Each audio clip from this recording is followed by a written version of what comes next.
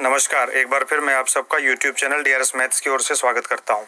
अभी हम लोग ये देखने चल रहे हैं सुपर टेट 2019 का जो एग्जाम हुआ है उसका सोल्यूशन के लिए। ठीक है, ये इसका सोल्यूशन करूं उससे पहले मैं राजेश सर इलाहाबाद वाले उनका धन्यवाद करना चाहता हूं, जिसकी हेल्प से ये सोल्यूशन पॉसिबल हो पाया है। तो चलिए देखते हैं। देखिए, पहला जो ये क्वेश्चन आया है कि बी के किस मान के लिए असमीका B square plus 8b is greater are is equal to 9b plus 14b, ये किसके उसमें सत्य होगा। तो इसका आप देखिए, इसको इस तरह से आप कर सकते हैं। अगर मैं इस चीज को बोलूं, इसका सोल्यूशन अगर आप देखोगे तो देखो बी स्क्वायर प्लस 8b बड़ा है या बराबर है 9b प्लस 14 से। तो 9b को जब मैं लेफ्ट साइड में लाऊंगा तो 8b माइनस 9b होगा, तो बी स्क्वायर माइनस b यानी कि ये हो जाएगा, और यहाँ greater are is equal to 14 हो जाएगा। इनका गुणनखंड करो तो b गुणे b माइनस 1, यानी कि कोई भी संख्या b का कोई मान और उससे एक कम, दोनों का गुणनफल 14 या 14 से ज्यादा होना चाहिए। तो उसके लिए जो सही उत्तर है वो ये कि b का मान 5 या 5 से बड़ा होना चाहिए, या फिर -4 या -4 से छोटा होना चाहिए। आप मान रख के देख लो, अगर b की जगह -4 रखोगे तो -4 से छोटा मान होता है -5, तो -4 गुणे -5 प्लस 20 हो जाएगा। और b की जगह पर 5 रखोगे तो 5, और उसके बाद b का मान जब उसके बाद फिर एक कम करोगे 4, तो 5 चौको 20, फिर से 20 हो जाएगा। तो b का मान अगर +5 या उससे बड़ा रखोगे तो 20 से ज्यादा आएगा, -4 या उससे कम रखोगे तो भी 20 से ज्यादा आएगा। तो इसलिए सही उत्तर इसका हो जाता है ये। यहाँ पर अगर आप देखोगे तो इसका सही आंसर हो जाता है बी का मान 5 से बड़ा हो या फिर -4 से छोटा या बराबर हो। दूसरा क्वेश्चन ये आ जाता है कि जैसे आपको ये एक रेक्टेंगल दिया हुआ है, आपको दे दिया कि एक आयत है ABCD, जिसमें एक संबंध दे दिया कि AB प्लस AC बराबर 5AD और AC माइनस AD बराबर 8, AC माइनस AD बराबर 8 दिया है। तो यहाँ से आपका उत्तर, अगर आपको इसको सॉल्व करना है तो इसके लिए सोल्यूशन ये देख लीजिए कि जो कंडीशन दे रखा है वो कंडीशन यहाँ पर जाकर के सेटिस्फाइड हो जाती है। कंडीशन ये होगा कि AB प्लस AC बराबर 5AD है। तो अगर मान लीजिए मैं इसको इस तरह से मान लूं कि एक भुजा 12 दूसरी 5, और तो इसका विकर्ण ये हो जाएगा 13, और यहाँ पर देखिए कंडीशन सेटिस्फाई होगा। AB प्लस AC बराबर 5AD, तो आप देखो 12 प्लस 15 25 होता है, और इधर भी क्या हो जा रहा है, ये 5 गुणे 5 यानी 25 हो जा रहा है। ठीक, दूसरा दिया है AC माइनस AD मतलब BC एक ही हुआ, इन दोनों का अंतर 8 होना चाहिए, तो 13 और 5 का अंतर देख लो 8 हो रहा है। अगर ऐसा है तो ये 12 और ये 5 है, तो क्षेत्रफल क्या होता है, लंबाई गुणे चौड़ाई यानी 12 पंजे 60। तो जो सही आंसर है वो है 60 वर्ग इकाई, यानी कि अगर क्वेश्चन से आप देखो तो इसका सही आंसर है सी का मतलब हो गया 60 वर्ग इकाई। अगला क्वेश्चन दिया है कि दो शंकुओं की ऊंचाइयों का अनुपात 1:4 है, उनके व्यास का अनुपात 4:5 है, तो आयतनों का अनुपात क्या होगा। उसके लिए आप ये देखिए कि आप देखो ये जानते ऊंचाइयों का अनुपात 1:4 हो गया, व्यास का अनुपात जो है कि 4:5 है, तो त्रिज्याओं का अनुपात 2:5/2 होगा। तो ये दो इधर आके गुणा करेंगे यानी त्रिज्याओं का अनुपात 4:5 हो गया। आयतन आप जानते हो 1/3 पाई आर स्क्वायर h होता है। तो पहले के लिए जब आप रखोगे तो 1/3 पाई, पहले की त्रिज्या कितनी हो रही है 4, तो 4 का वर्ग, h यानी ऊंचाई हो रही है 1, तो हो गया 1। दूसरे वाले के लिए 1/3 पाई, दूसरे वाले की त्रिज्या 5 हो रही है, तो 5 का वर्ग, ऊंचाई 4 हो रही है, तो 4 लिखा। देखो 1/3 पाई कैंसिल, यहाँ 4 का वर्ग है, यहाँ 1 बार 4 है, तो 1 4 कट जाएगा, तो यहाँ बचेगा 4 और यहाँ 5 का वर्ग 25। तो आपका आंसर हो गया 4:25, यानी कि अगर आप यहाँ क्वेश्चन में देखोगे तो पहला ऑप्शन सही है 4:25 का। और दूसरा देखिए, अगला क्वेश्चन है प्रथम 9 प्राकृतिक अभाज्य संख्याओं का औसत क्या होगा। तो ये हमने प्रैक्टिस सेट में भी आप लोगों को करवाया कि अगर आप देखेंगे इसको तो प्रथम 9 अभाज्य संख्याएं, हमने आपको यही बोला है कि 2 3 5 7 11 13 17 19 और 23 सभी को जोड़ करके 9 से भाग देना है। सबको जोड़ेंगे 100 आएगा, 100/9 करोगे 11 से 1/9 आएगा। आप लोगों ने प्रैक्टिस सेट देखा ही नहीं तो आपका आंसर करेक्ट हो जाता, ये हो गया। अगला क्वेश्चन ये दिया है कि यदि 2916 का स्क्वायर रूट 54 आ रहा है, तो स्क्वायर रूट में 29.16, 0.2916, 0.002916, पॉइंट के बाद 4 बार 0.2916। अगर आप इसको देखोगे तो यहाँ पर देखो 2 अंक पे दशमलव है, तो इसका वर्गमूल आ जाएगा 5.4, इसका आ जाएगा। अब ये देखो इसका सोल्यूशन, ये हम सबका वर्गमूल डायरेक्ट लिख दे रहे हैं। पहले वाले का वर्गमूल आ जाएगा 5.4, फिर 0.54, 0.054, 0.0054, सबको आप जोड़ेंगे तो 4 5 4 9 5 4 9 5 4 9 5, तो 5 उसके बाद 3 बार 9 4। तो सही आंसर हो गया इसका पहला वाला कि 5.9994। फिर अगला क्वेश्चन आपको दिया है कि तीन संख्याओं का योग 98 है। पहली और दूसरी संख्या के बीच का अनुपात 2:3 है। दूसरी और तीसरी का अनुपात 5:8 है। तो दूसरी संख्या बताओ। ठीक है, इसके लिए आपको अगर हमने ये अनुपात वाला बताया था, अगर आप जरा सा ध्यान देते तो क्या दिया, पहली और दूसरी का अनुपात 2:3, दूसरी और तीसरी का अनुपात 5:8। तो तीनों का आपस में अनुपात निकालो। तो हमने बोला 5 का इधर गुणा करेंगे, 5 दूना 10, 5 तिया 15, 3 अट्ठे 24, पूरा जोड़ेंगे 49। ठीक है, तो 49 बराबर 98। तो इसका मतलब 1 बराबर 2 हो गया। तो 15 बीच वाली दूसरी संख्या 15 है, तो 15 बराबर कितना होगा, 15 का दूना 30 हो जाएगा। तो सही उत्तर आपका इसमें हो जाता है ये कि 30 आ जाएगा। अगला क्वेश्चन दिया है, आर त्रिज्या के वृत्त के अंतर्गत समखटभुज अगर बनाया जाता है तो उसका परिमाप क्या होगा। तो आप एक चीज देख लो, अगर आप समखटभुज बनाओगे इस तरह से, देखो जब आप समखटभुज बनाओगे तो समखटभुज का मतलब क्या हुआ कि ये छहों भुजाएं बराबर होंगी। जब 6 जीवाएं बराबर होंगी तो छहों जीवाएं केंद्र पर बराबर बराबर कोण बनाएंगी, यानी कि पूरा कोण 360 होता है। तो एक भुजा से बना कोण 60 डिग्री होगा। ऊपर का कोण अगर ये 60 डिग्री हो गया तो ये बाकी दोनों भुजाएं, बाकी दोनों कोण जो कि दोनों त्रिज्या है, तो बाकी दोनों कोण बराबर हो जाएंगे। जब बराबर हो जाएंगे तो ये आप ये देखोगे कि ये भी 60 हो जाएगा और ये भी 60 हो जाएगा, इधर वाला भी 60 होगा, इधर वाला भी 60, तीनों कोण 60 60 60 यानी समबाहु त्रिभुज हो गया। तो यानी कि ये जो समखटभुज की एक भुजा हो जाएगी वो आर, तो एक आर है, ये भी आर, ये भी आर, ये भी आर, कुल कितनी 6 भुजाएं हैं, तो परिमाप 6 आर हो जाएगा। इसका मतलब आपका जो ऑप्शन करेक्ट होगा वो ये हो जाएगा, पहला ऑप्शन 6 आर। ठीक है, अगला क्वेश्चन देखिए। अगला क्वेश्चन आपको ये दिया है कि किसी त्रिभुज के अंतः केंद्र को सुनिश्चित किया जाता है। त्रिभुज का अंतः केंद्र कैसे बनता है। मैंने बोला था कि आप लोग त्रिभुज की पूरा क्वेश्चन, पूरा वीडियो देख लीजिए यूट्यूब पे, आपने नहीं देखा, वहां पर हमने साफ साफ बनाया है कि किसी भी त्रिभुज का जो अंतः केंद्र यानी इन सेंटर बनता है वो कोणों के अर्धक से बनता है, एंगल बाइसेक्टर से बनता है।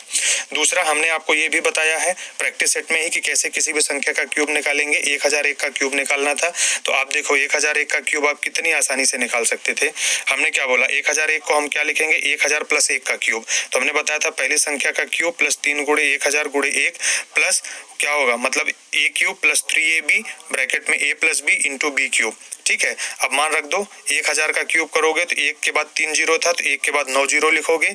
3 गुणे 1000 ब्रैकेट में 1001 गुणा करोगे तो 1001 गुणे 3 करोगे 3003, 1000 से गुणा किया तो 3 जीरो और हो जाएगा, 1 का क्यूब 1 हो गया। सभी को जोड़ोगे तो 1003 यानी कि अगर मैं ऑप्शन की बात करूं तो आपका जो सही ऑप्शन आ रहा है वो ऑप्शन नंबर सी है। फिर क्या दिया है, किसी संख्या का 20% 120 है तो उसी संख्या का 120% क्या होगा। यूनिटरी मेथड से आप करते बिल्कुल सही हो जाता। 20% 120 है तो 120% कितना होगा, ज्यादा होगा, तो ज्यादा के लिए 120% से गुणा होगा, 20% से भाग होगा, परसेंट परसेंट कट जाएगा, 20 छक्का 120, 12 छंग 72, 720 आंसर आ गया। यानी कि इसका सही आंसर हो जाएगा आपका 720, ऑप्शन नंबर 4। फिर आपको ये कुछ भिन्न दे रखा है, 6/11, 13/18, 15/20, 19/36, 5/6। इनमें पूछा सबसे छोटी भिन्न क्या है। हमने सबसे सही तरीका आपको बोला था कि सबको क्या करना, दशमलव में बदल देना। 6/11 को बदलोगे 0.54 लगभग है। 13/18 0.7 जैसे ही आया बड़ा हो गया छोड़ दो। 15/22 जैसे ही 0.6 आया छोड़ दो। 19/36 0.5 आया दूसरे स्थान तक जाओ। तो ये 5/2 है, ये 5/4 है, छोटी संख्या 19/36, इसलिए आपका सही आंसर हो गया ये 19/36। अगला क्वेश्चन ये दिया, एक आयत की लंबाई अगर 25% बढ़ाई जाती है तो चौड़ाई कितना परसेंट कम करें कि क्षेत्रफल में कोई कमी ना आए। तो हमने ये प्रतिशत वाले उसमें बताया हुआ है कि परसेंटेज डिक्रीज अगर निकालना है तो जो परसेंटेज दिया ऊपर लिखो, बढ़ा हुआ है इसलिए नीचे 100 प्लस करोगे तो 25/125 गुणे 100% कर दो, तो 25 पंजे 5 20 में, तो सही आंसर हो गया 20%।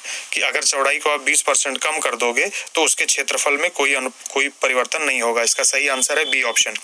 1.27 बार किसके बराबर होगा, तो उसके लिए आप देख लो कि आप क्या करोगे। 1.27 बार का मतलब होता है 1.272727, यानी कि x बराबर ये मान हो गया। अब अगर मैं इसको 100 से गुणा कर दूं, इधर 100x हो जाएगा, इधर जैसे गुणा करोगे 127.27 इसी तरह जाता रहेगा। अब नीचे वाले में से ऊपर वाला घटाओ तो 100 माइनस x होगा 99x, और इसमें से ऊपर वाला घटाएंगे तो इधर वाले दशमलव के बाद सभी समान संख्याएं कैंसिल हो जाएगा। 127 में से 1 जाएगा 126, तो x बराबर आ जाएगा 126/99। 99 इधर आके भाग देगा। जब आप आप इसको सॉल्व करोगे तो 14/11 आएगा। तो सही उत्तर इसका हो गया, आंसर सही करेक्ट इसका सी ऑप्शन तीसरा वाला 14/11। दूसरा क्वेश्चन दिया है कि एक धन चक्रवृद्धि ब्याज की दर से 15 साल में 2 गुना हो जाता है तो 8 गुना होने में कितना टाइम लगेगा।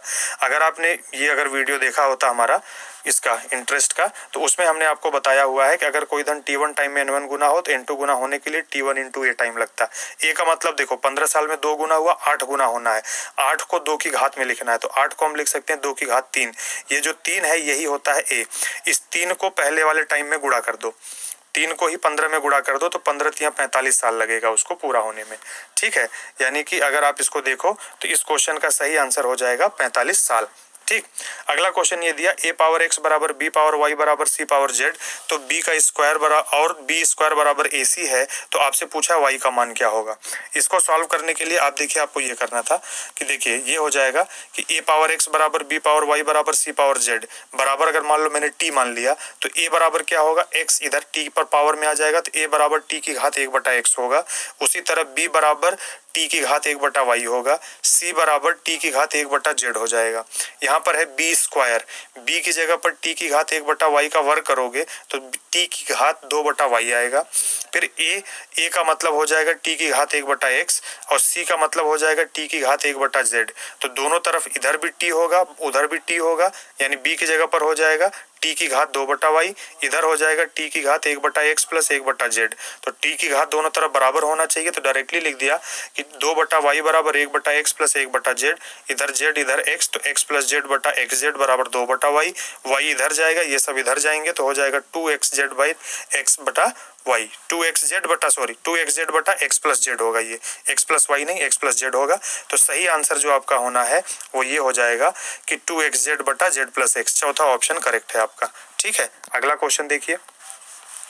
अगला क्वेश्चन आपको दिया है x square minus y square minus 9z square plus 6yz, इसका गुणनखंड करना है। तो गुणनखंड करने के लिए देखिए सबसे सही तरीका क्या था कि अगर आप इस चीज को यहाँ पर देखो, ये क्या है x square minus y square minus z square plus 6xz है, तो यहाँ पर x स्क्वायर लिख लो, पूरे में से माइनस कॉमन ले लो तो ये हो जाएगा y स्क्वायर। 9z स्क्वायर को 3z का होल स्क्वायर लिख सकते हैं, माइनस चला गया तो अंदर हो जाएगा माइनस, 6 को मैं ब्रेक करके लिख सकता हूँ 2 × y × 3z, यानी कि ये y माइनस 3z का होल स्क्वायर है, ये x का स्क्वायर है। तो x square minus y minus 3z, a square minus b square का ये गुणनखंड होता है, एक बार माइनस एक बार प्लस, तो x minus y plus 3z पहला हो गया, और जब एज इट इज लिखेंगे तो x plus y minus 3z, यानी कि इसका जो सही ऑप्शन है वो आपका हो रहा है ये कौन सा। अब आप यहाँ पर देखो कि x plus y minus 3z, x minus y plus 3z, तो तीसरा ऑप्शन इसका बिल्कुल करेक्ट हो रहा है। ठीक है, फिर अगला क्वेश्चन दिया एक समलंब चतुर्भुज के समांतर भुजाओं की लंबाई a और b है, तो उसके असमांतर भुजाओं के मध्य बिंदुओं को मिलाने वाली रेखा की लंबाई क्या होगी। तो एक चीज याद रखिए, मध्य बिंदुओं को मिलाने वाली रेखा की लंबाई होती है दोनों समांतर भुजाओं का योगफल का आधा, यानी कि 1/a प्लस b बटा 2।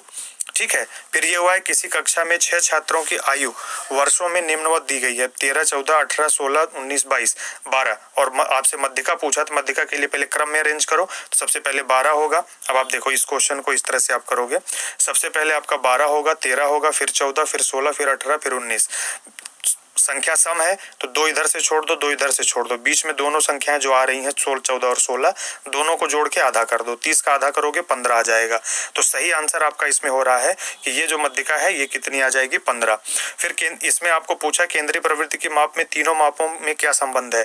तो हम अगर आप लोग को याद हो तो हमने आपको ये चीज बता रखा है, क्या बताया है कि भैया बहुलक बराबर 3 गुणे मध्यिका माइनस 2 गुणे माध्य होता है। तो यहाँ पर ये 2 गुणे माध्य अगर बहुलक की तरफ लाओगे तो 3 गुणे मध्यिका बराबर बहुलक प्लस 2 गुणे माध्य हो जाएगा, और ऑप्शन में आपको यही चीज दे रखा है, तो आपको यहाँ पर ये देखना था ये ऑप्शन कि कौन सा सही है। तो 3 गुणे मध्यिका बराबर बहुलक प्लस 2 गुणे माध्य, दूसरा ऑप्शन इसका एकदम करेक्ट आंसर था। अगला क्वेश्चन आपसे ये देखा कि किसी व्यक्ति को विक्रय मूल्य पर 20% का हानि हुआ है तो क्रय मूल्य पर कितने % का हानि होगा। तो आप देखो क्या होगा, इसको इस तरह से करेंगे, सेलिंग प्राइस मान लो 100, तो नुकसान कितना हो रहा है 20 रुपए का। 100 रुपए अगर में बेचने पर 20 रुपए का नुकसान है तो लागत कितनी रही होगी, दोनों को जोड़ के 120 कॉस्ट प्राइस होगा। तो आपका ये लॉस परसेंटेज क्या होता है, लॉस कितना हुआ 20 रुपए का, कितने पर 120 पर, तो 20/120 गुणे 100% कर दो, 20 छक्का 120, 100/6 का मतलब हुआ 2 से कैंसिल करो 50/3%।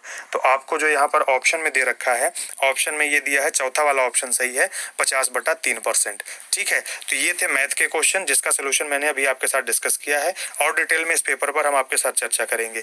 एक बार फिर मैं राजेश गुप्ता सर का धन्यवाद करना चाहूंगा जिनकी वजह से जो है कि ये पेपर का सोल्यूशन हो पाया और ये पेपर आप लोगों तक पहुंच पा रहा है। Thank you so much video को देखने के लिए, इसको और लोगों को भी शेयर करिए।